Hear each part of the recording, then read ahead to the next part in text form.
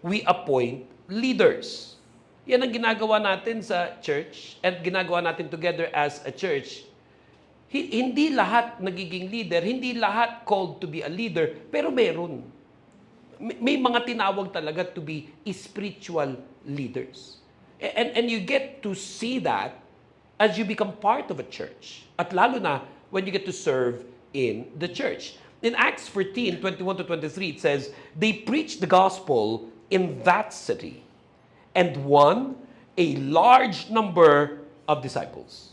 Then they returned to Lystra, Iconium, and Antioch, strengthening the disciples and encouraging them to remain true to the faith.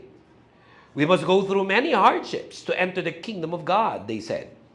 Paul and Barnabas appointed elders for them in each church, and with prayer and fasting, committed them to the Lord in whom they'd put their trust.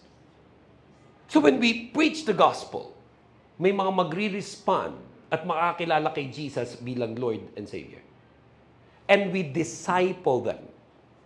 We disciple them. Nang matutunan nila ang ibig sabihin ng isang tunay na mananampalatayang Kristiyano. And we equip them for works of service. Hinahanap natin at tinutulungan natin sila sa pagsuserve sa Lord. At yung mga nakikita mong nagsuserve, totoo to eh. Nagsisimula talaga ang leadership sa servanthood. May mga tao na kahit hindi mo pa binibigyan ng title, ng posisyon, pero nakikita mo, siya yung masipag. Nakikita mo, siya yung gumagalaw. Nakikita mo, siya yung walang arte. Nakikita mo, siya yung hindi pasaway. Nakikita mo na ang iniisip niya, paano talaga siya makatulong at hindi lang niya yung sinasabi, ginagawa niya. Kaya kulang na lang, bigyan mo na talaga ng posisyon at titulo just to make it official. Nakikita mo talaga kung sino yung dapat na maging leader, hindi dahil boses siya, hindi dahil palautos siya, hindi dahil sinasabi niya na ito ang mga dahilan bakit dapat ako leader, kundi nakikita mo sa kanyang karakter. Nakikita mo sa kanya ng ginagawa as he serves, as he or she serves, ay ito. Yan ang leader. Yan yung dapat na mga maging leader sa loob ng simbahan. At ako'y naniniwala na may mga tinawag talaga si Lord. Siyempre, na maging leader among our men. Dahil lalong-lalo na, yung mga pamilyado, may asawa, may mga anak, at yung iba pa nga, may apo na. Napaka-importante talaga that the men in our families, that the fathers in our families, that the husbands that you have, become true leaders, especially of your families. Sa kanila talaga nagsisimula yun eh. At sila yung nagdi-declare nun. As for me and my household, we will serve the Lord. In fact, sinabi pa nga sa New Testament, ang hirap naman na maging spiritual leader sa church, yung hindi niya ma-lead, yung sarili niyang pamilya. Malinaw yun eh, na qualification ng spiritual leader. Paano yung marriage niya?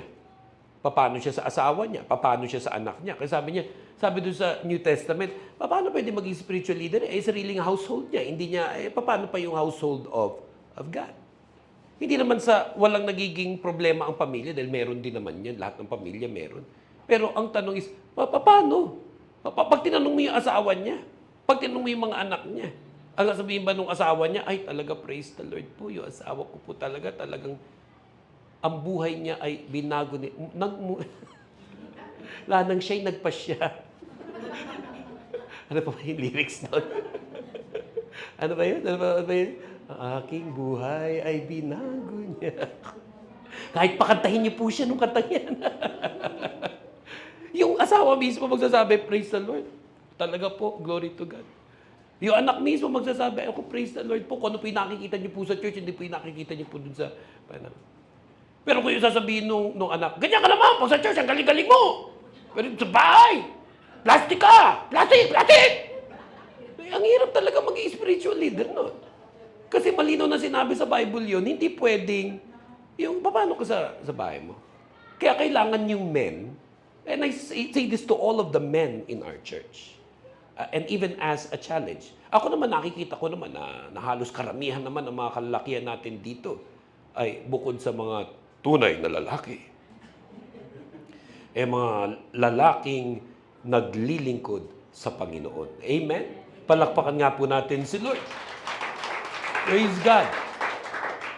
But I pray, really, that all of the men in our church would be able to truly lead spiritually their families. Pero, even through history, makikita, even in the Bible, from the Bible and even through history, you would see a lot of women na ginamit talaga ng Panginoon noon at hanggang ngayon. Makikita mo, noon at hanggang ngayon. In other parts of the world nga, na hindi ganun karami talaga yung kalalakihan at minsan wala talagang spiritually called among the few men that are there, na yung mga women talaga ang nagtataguyod nung simbahan. And I believe that there are women who've been called by God to spiritual leadership. At ganun din sa mga kabataan. Marami na mga pastor ngayon tinawag ng Diyos nung sila ay kabataan. I myself, one of the challenges that I had early on in my ministry, ako'y tinawag at ginawang pastor nung family church namin nung mga panahon na lahat talaga, yung buong kongregasyon na pagpapastoran ko, lahat ng mga uncle ko at auntie ko, lahat ng mga nagpalaki sa akin mula yung nagpalit ng lampin ko dun sa simbahan na yun. So, but as a teenager, I was called to pastor that church. And there are those who even in their youth, they will receive their calling in spiritual leadership. And that is what we do in church. We identify people. We not only confirm their calling, but we train them to become leaders the way the Bible wants spiritual leaders to be. At lalo na sa panahon na to, as Filipinos, even in our own country, ito isang napakalaking problema, yung leadership. Yung leadership. Lalo na sa politika, lalo na sa gobyerno. Kaya, ang panalangin natin, sa simbahan, maturo natin ano yung sinasabi ng Bible tungkol sa pagiging isang spiritual leader. And begin to be able to identify people among our men, among our women, and even among our youth who have been called by God to lead. At paano ba talaga nagiging isang tunay na spiritual leader?